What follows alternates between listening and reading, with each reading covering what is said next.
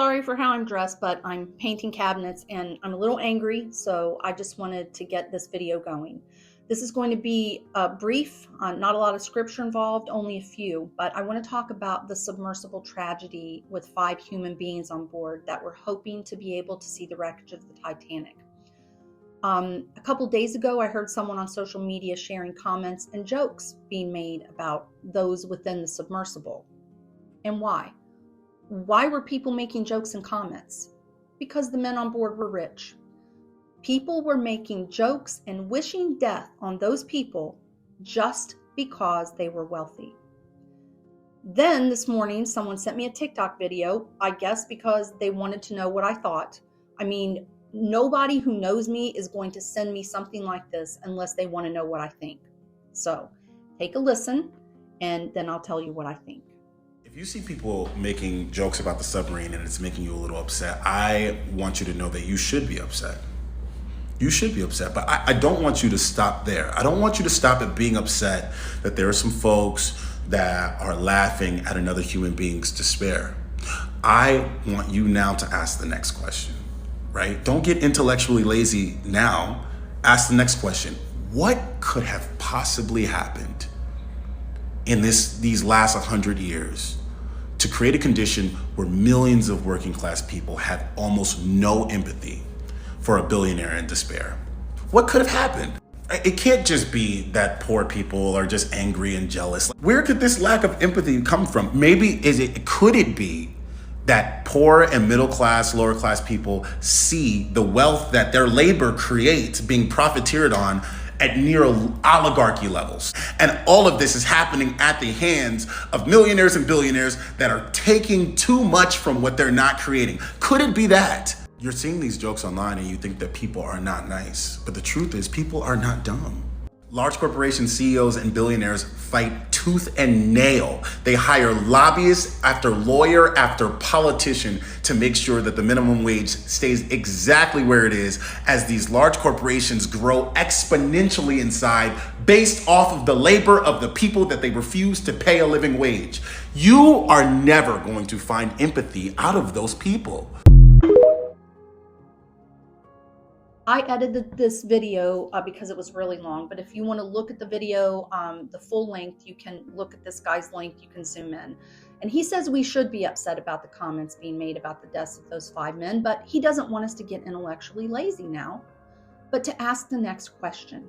This guy asks what could possibly have happened in these last 100 years where millions of working class people have almost no empathy for a billionaire in despair. In his opinion, poor and middle class people see the wealth that their labor creates being profiteered on at near oligarchy levels.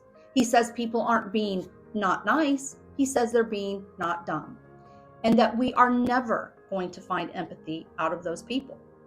Well, first off, I'm not intellectually lazy. I just don't want to delve into the depraved mindset that would try to justify the kind of humanity that celebrates the death of someone because they were wealthy. Now I want to show you, in case you didn't know, some of the comments that are being made about this tragedy.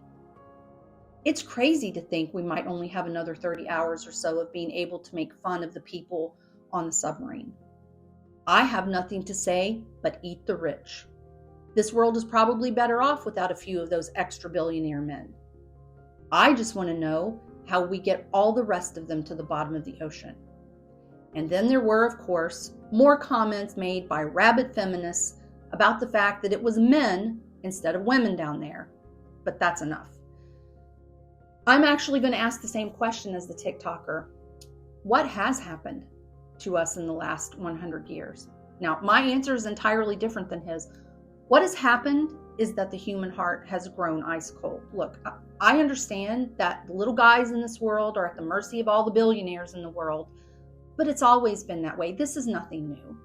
And we are not talking about the death of Hitler or another tyrant in history who was responsible for the murder of millions. We're talking about celebrating the death of people whose only crime is that they were rich. I have no idea who these men were. I have no idea if they were good stewards of their money, if they were charitable to others, if they were kind to others. I know absolutely nothing about them. And neither does anyone else who has made any of those horrible comments. My question is, how evil is your heart for your very first thought not to be, this is a tragedy? I can't fathom those kind of social media posts.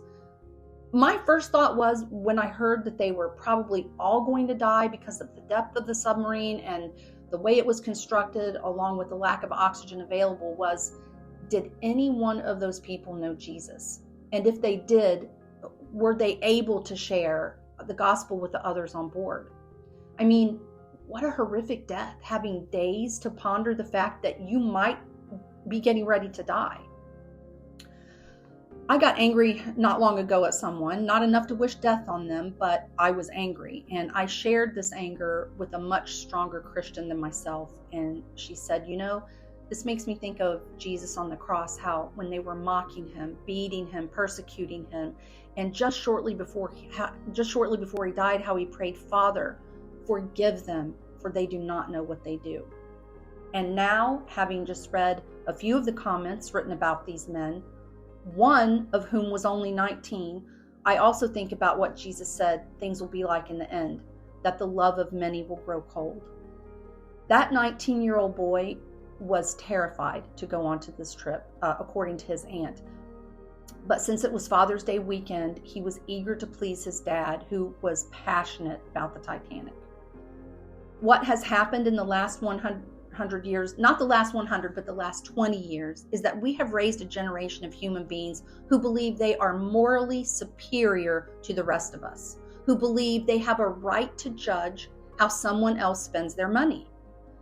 Do I think it was wasteful to spend $250,000 on a claustrophobic trip to see the Titanic wreckage? It doesn't matter. It wasn't my money. Could it have been better spent to help others? Sure, it could have. I could have donated the $28 I spent on a curtain that I didn't really need for the laundry room renovation that I'm doing that I don't really need to do to a worthy cause last week, but I didn't. And I'm sure the money some of you spend at Starbucks or on DoorDash or any number of other things that aren't really needed could be better spent elsewhere. We all make decisions like this every day, most of them on a much smaller scale relative to what millionaires and billionaires spend their money on. But when the amount is huge, we tend to be judgmental. The point is, there were 5 souls lost, and arrogant, morally superior keyboard warriors are making judgments. And although we're supposed to use good judgment, Jesus said, "For with what judgment you judge, you will be judged. And with the measure you use, it will be measured back to you. And why do you look at the speck in your brother's eye, but you do not consider the plank in your own eye?" 5 people are dead, and I truly hope that they found peace in Jesus before the end.